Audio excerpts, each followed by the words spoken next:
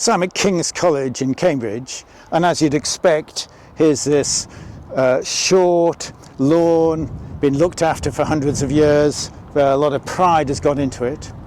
But then remarkably, if you look over here, you see this wildflower meadow. So I'm here with Steve Coghill, who's the head gardener. So what on earth's been going on here, Steve? We've been submersive, Bill. Now, basically, we have a lawn which has been here since about the 1760s. Before then, the whole of the back lawn area here, the Great Lawn at King's, or the back lawn as we prefer to call it, was the wild, mad centre of Cambridge, with loads of properties, a parish church, embryo college, wharfs up from the river, which is as high as you could get with barges, Carmelite monastery, the whole lot, many shops, roads running through it. So hard to believe that now. Yeah, the thriving centre of Cambridge. And but 5 years ago, the college decided that it wanted to actually demonstrate its commitment to biodiversity. And in order to do this, we decided that a wildflower meadow would be a good way of actually showing where we wanted to go, and also acting as an exemplar for others who wish to go down this route. So we took this meadow and we turned it, we took this lawn and we turned a third of it into a wildflower meadow, as we can see here. Oh, excuse me. Now, the wildflower meadow is a fascinating thing. In order to get permission for it to go ahead, we had to go through, produce papers for the Gardens Committee, which then went to the governing body, and we all thought that there was an outside chance it would happen. But we're very lucky. The Fellowship of Kings is a very enlightened academic group, and we decided to actually go ahead and produce a meadow on a 5-year trial. Now for me, that was very exciting, because this was my project, but it was also quite terrifying because it was a case of, be careful what you wish for. So to start with, we did a little bit of historical research on everything, which is why we found out about the centre of Cambridge, what it was and what it was doing. And then once we'd actually had that information to hand, we then decided to have a look at, the edaphic factors. So we were looking at soils, we were looking at what have we got and what do we need to do in order for the meadow to be successful.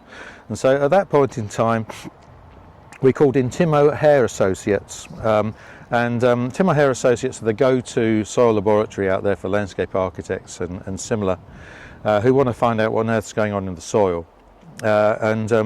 Tim's gang came along and looked not only at the soil texture, soil structure, but also the plant nutrient status of what we actually had here, by digging pits, by taking samples away. And when the results came back, they were really quite fascinating.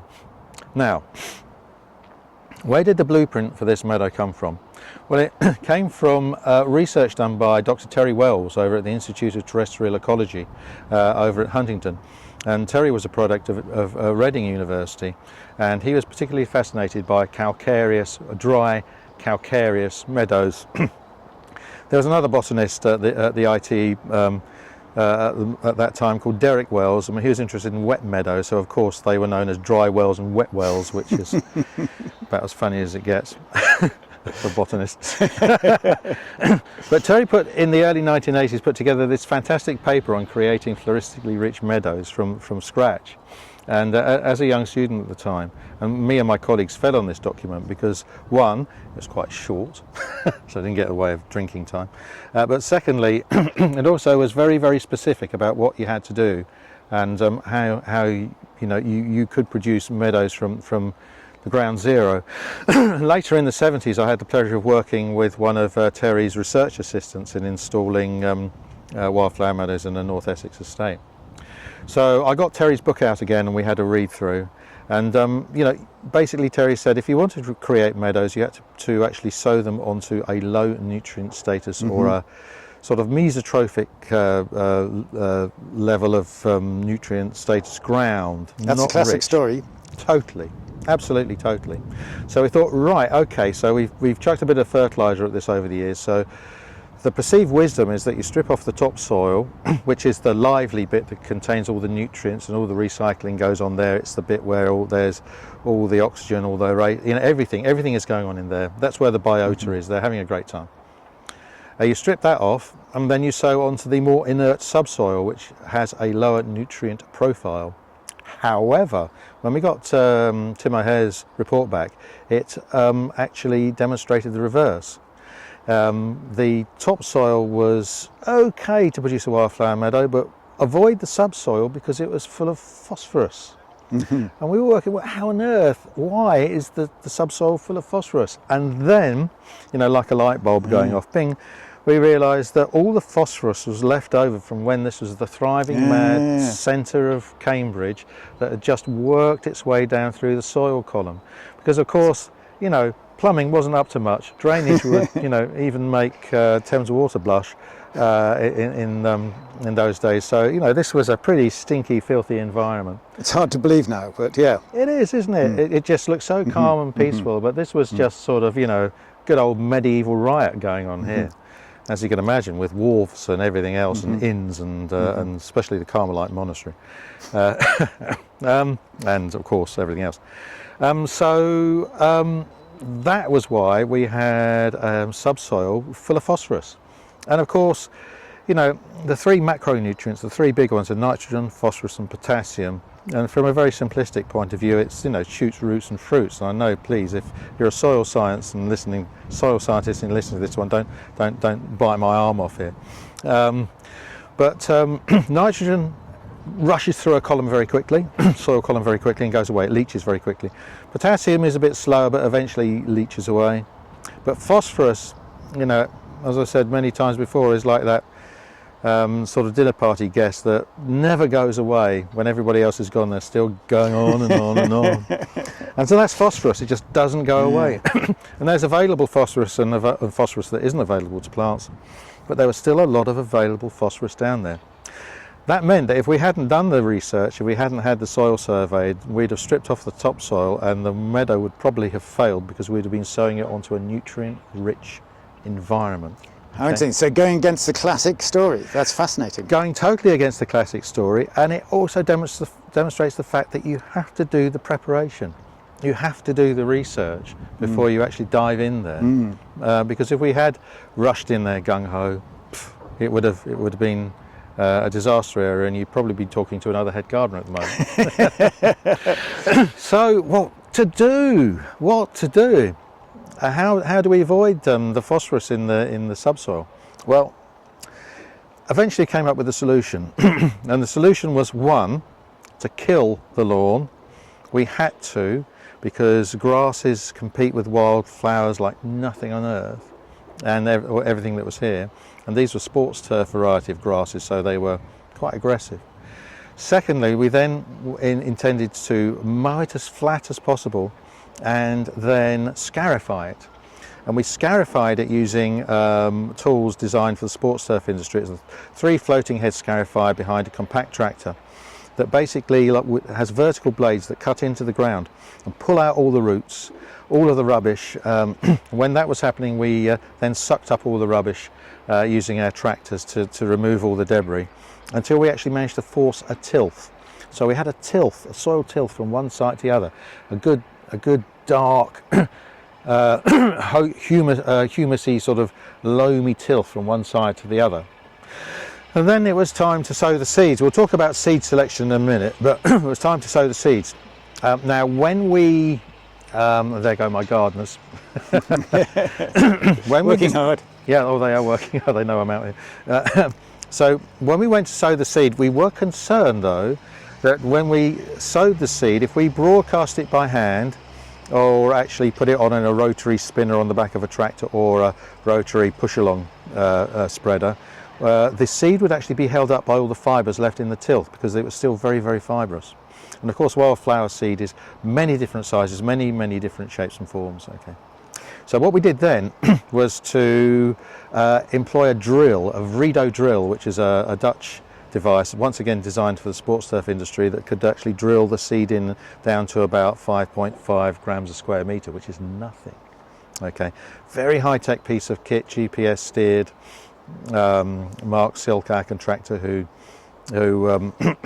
well, we bought in to do the operation with, was very confident that it would work. Oh my goodness, it did. So basically the drill produced lots and lots of little micro slots, and then the seed dropped into those slots, so they're well in contact. And then we stood back and we waited. Okay. Now in terms of the seed, let's talk about the seed for a minute. If you're going to be selecting wildflower seed, it has to be the right genotype and the right phenotype. It's got to be as local as possible. It's got to have the correct genetic makeup, and it's also got to look right as well. In the early days of wildflower seed production, some of the seed houses were a bit naughty and used agricultural varieties that came in from Europe.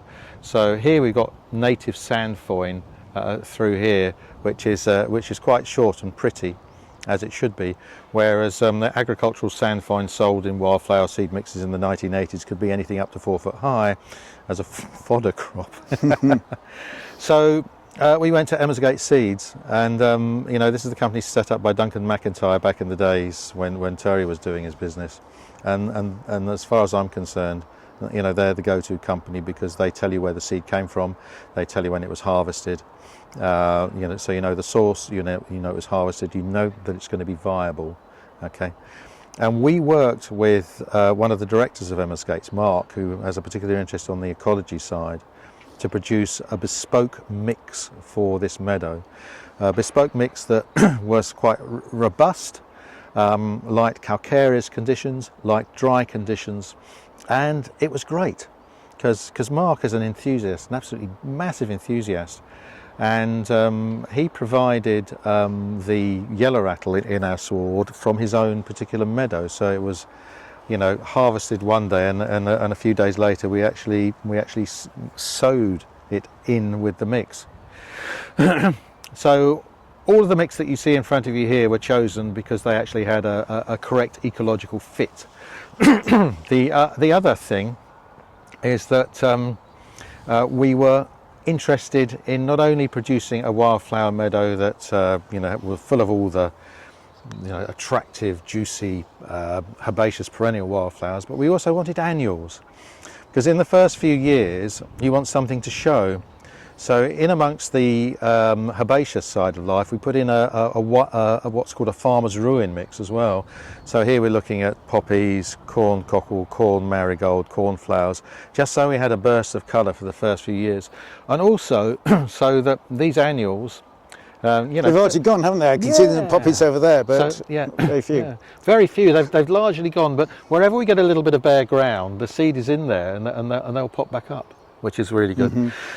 So the first few years we had the farmer's ruin, and then of course the perennials started to come through, and that's when we started to see the various perennial wildflowers jostling for space. We sowed into a matrix of native grasses that weren't particularly competitive, but we also sowed an awful lot of yellow rattle, as I said, the yellow rattle that Mark provided for us initially. And the yellow rattle, this is Rhinanthus minor, came again locally, and I don't know whether you can hear, but you can hear the seed rattling in the capsules. Yellow rattle is great because it's a hemiparasite. It parasitizes grass roots, and we have been very successful with our yellow rattle here, and that has contributed to the fact that the grasses are not out-competing the wildflower, are not out-competing, you know, the wildflowers are not being out-competed by the grasses, because that can happen so easily, and then you basically, you know, lose your wildflowers, and you end up with a fairly nondescript, scrubby old sward. The amazing numbers, and you can really see it setting it back, can't you? It's fascinating. It's great, and the interesting thing about yellow rattle is the fact that it's such a touchy subject. Sometimes you can be successful, and other times you can fail completely. They're very, very touchy, and personally, I think it's a lot to do with it's a lot to do with the viability of the seed. The seed becomes non-viable quite quickly, but we're going to be engaging with Bill in a range of experiments where we're going to see if we can learn a little bit more about the germination behaviour and the viability issues and vernalisation of Rhinanthus seed to see if there's ways that we can actually sort of boost the germination rates when we come to do it again. So it seems a fabulous example of restoration, that you've looked at the evidence, you've thought hard about what the research says, you've done monitoring, you've assessed the soil, you've thought about the three critical factors, I guess, creating bare ground and adjusting the fertility and getting the right seed source, and you've sorted all of that out. And it's fabulous, and I know there's monitoring that's taken place that's shown this is very successful. Well, we're very lucky. I mean, you know, firstly, it's a great opportunity here because we've got a wildflower meadow next to a very formal, close-mown lawn. So immediately you can actually engage in research that compares and contrasts one against the other. And we're also very fortunate in having a fantastic botanist on the staff 5 years ago when we started this, Dr. Cicely Marshall. And Dr. Marshall, who is I have a huge amount of respect for, over the period of the 5 years during the trial, put together an academic paper that was actually published in 2023 for the British Ecological Society on their Ecological Solutions online magazine. Award-winning indeed. We earlier this year we were Wiley, the publishers, came back to us and said that we were within the top 10 of papers read from the year 2023. So we all got certificates, which is great.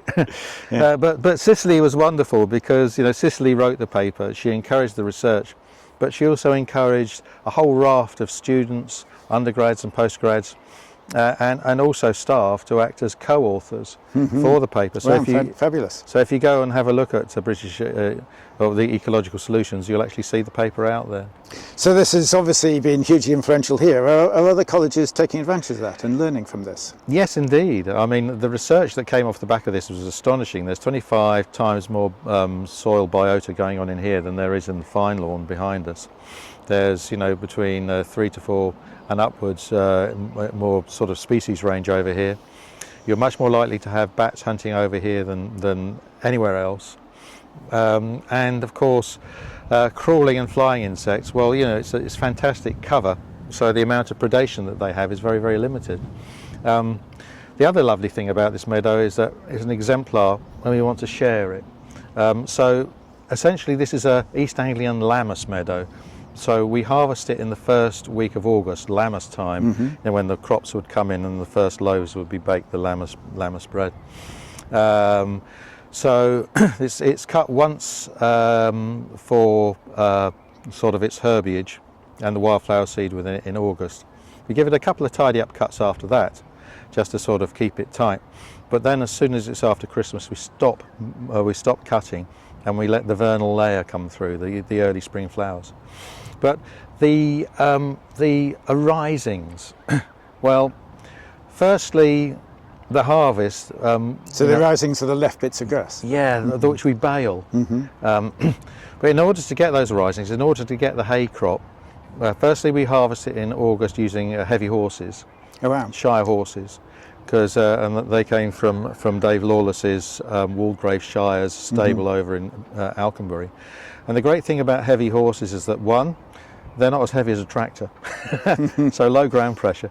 Two, they're very good on the carbon side, okay, you know, a lot less carbon emission than a tractor. And thirdly, the waste products can be used on your roses. So Dave comes in with his amazing shire horses, Cosmo and Boy, and they mow it, they windrow it, and then we load it onto a hay wain and just sort of fill in the windrows where they're a bit thin. And then the following week we come along and bale it using an alpine baler. And these that we produce little round bales, like little rolls of carpet, which are about yay high.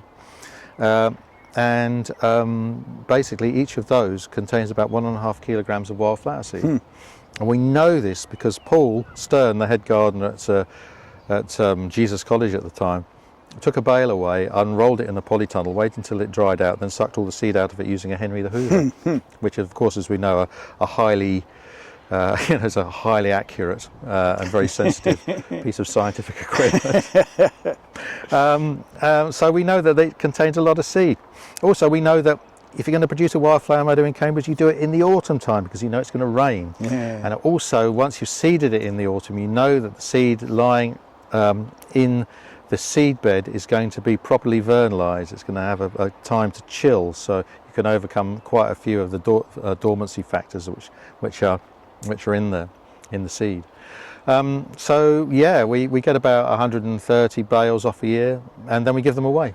Fabulous. So this has been copied elsewhere. It's fabulous. This this is the mother meadow. Yeah, and you've been inspiring. You've been inspiring because you've used the research. It's worked because you've used the research. And you're testing and you're thinking and you monitored and all those sorts of things. And then this is inspiring places all over Cambridge and elsewhere. In lots of areas are now following you in your footsteps. That's fabulous. Well, it is. It's absolutely marvellous. And when the harvest is ready, people will come down and take the bales off the field. So you'll end up one day half a dozen cottages will come along, and then Cambridge Botanic Gardens will come along and have another 10 bales or 15 bales, and all around Cambridge we've got little meadows breaking out. Brilliant. And last year we gave a lot away to primary schools, so they've all got their own little meadow areas now, which is really sweet. How fascinating! How visionary! And so look forward to coming back in August and seeing the next stage. Yes, please do. And if you're not careful, you could find yourself on a hay wain, Bill. I look forward to that. It's a great spectacle, Bill, isn't it? It's a fantastic spectacle.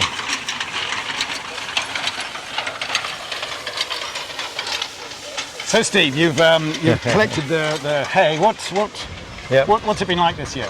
It's been really good. The weather's been fantastic. We had a few spots of rain on the Monday. Very, very popular on the Monday. Lots of people in, and the cutting went really well. And is it good? As you can see there, Bill, this is sort of a fine herbal lay, really, with lots of grasses. You can smell it, can't you? You can. Yeah. It has that. There's that wonderful hay scent, which we absolutely adore. And we've had a little bit of trouble with some spiny rest harrow in the bottom left-hand corner. And spiny rest harrow does exactly what it does, which is sort of rest the harrow. Oh, really? So the name is very, very applicable. How interesting. Yeah, but we've overcome it, and now what we're doing is we're basically windrowing the hay up into rows. Once we've windrowed, then we'll be in a position where we can start baling. But before we bale, we're going to move some of the hay around to some of the thinner areas, just so it's easier to bale. And we're going to do that with a 1920s hay wain over there, which will be a lot of fun. But it's been great. And the thing that I really love is that it demonstrates that horses have a role in managing habitats and landscapes. And the idea originally came from two other head gardeners who approached me and said, wouldn't this be a fantastic idea? And that was Joe Cobb of Murray Edwards, and that was Sergio of Christ Cottage. And Sergio's here today, and he keeps heavy horses himself, and one of his heavy horses has just had a foal. Okay. So it's fabulous, the audience that's here, and I know you've been doing this all week, and this is the end of that process, and fabulous seeing traditional management going on. So what do you think we've learnt about how to produce hay meadows? I think that Terry Wells, Dr. Wells, was an absolute genius when it came to his very simple, very straightforward prescription of how we actually go about recreating wildflower meadows. And this demonstrates very, very clearly that it works. Terry Wells' prescription works. It also, you also learn how to manage the habitat. You manage the meadow, because you see the plant communities in the meadows are always shifting around, they're always moving. And like a farmer, you have to control those communities in order for one to stop being dominating, and then to encourage other ones, and to probably just calm the clover down a little bit and calm the grasses down by yellow rattle that this year we've been really good at. So how do you calm? What's that calming process? You use yellow rattle. Do you have other levers you can use? Yeah, we use yellow rattle. We also identify some plant communities that are a little bit more vigorous than others, and we'll come in and we'll cut them down. Okay. Or we'll cut them out, and when we do that, that allows the plants around to sort of move in. And it's also just a case of keeping out some of the naughty, injurious weeds. Like, we like a bit of ragwort because it's great for cinnabar moths, but we don't want too much ragwort because it's really bad. You know, it's poisonous, hideously poisonous. So before we actually cut and take it, if there is any ragwort left, we take it out. And you know, it's also the fact that you have to give the meadow a chance to self-regulate. One of the big bullies within wildflower meadows, of course, is oxeye daisy.